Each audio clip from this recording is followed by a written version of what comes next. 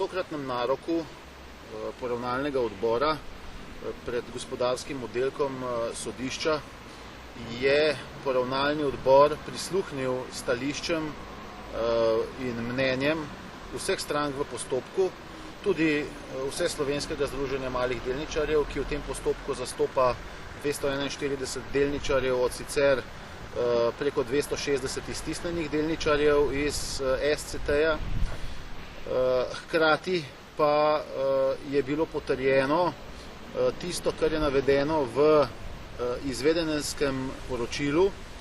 ki je bilo v zvezi s cenitvijo izdano, in pri tem se potrjuje, da je bila iztisnitvena cena 26,74 evra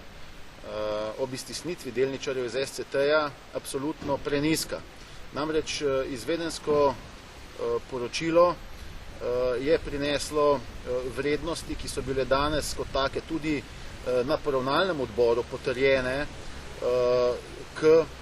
78 evrom, kar pomeni, da bi morali v primeru takšne odločitve sodišča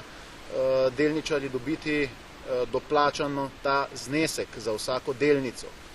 Vendar pa smo izpostavili v okviru današnjega naroka tudi vprašanje vrednotenja finančnih naložb in pa seveda nepremičnin, kar bi pomenilo dodatno časovno dimenzijo v samem postopku. Kar se tiče pa finančnih naložb, pa se je izpostavilo, da niso bile ustrezno vrednotene delnice zavarovalnice Triglav, kar 20 tisoč v portfelju SCT-ja, kar se bo tudi še do dokončnega mnenja, pisnega mnenja, ki ga bo poravnalni odbor pripravil, tudi korigiralo. Kar pomeni, da pričakujemo še višjo vrednost, višjo najnižjo primerno vrednost in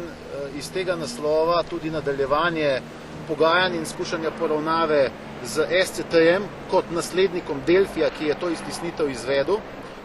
ali pa na drugi strani sledenje sodišča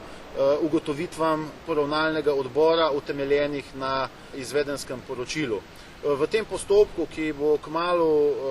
že 3 leta trajajoč, torej iztisnitev je bila izvedena na dan 31.8.2006, si ves čas prizadevamo, da bi dosegli za to zelo ranljivo skupino, socialno skupino malih delničarjev, ki so v pretežni meri bivši ali pa še vedno zaposleni v SCT-ju, vsaj v teh časih zaostrenih gospodarskih razmer, da bi čim prej prišli do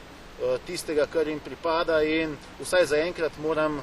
pohvaliti korekten postopek, ki ga je poravnalni odbor v tem primeru peljal, in pa tudi v oteženih okoliščinah, ko je bilo praktično po številnih zapletih očitno težko najti cenilca, ki bi pripravil samo poročilo, torej izvedensko poročilo mnenja.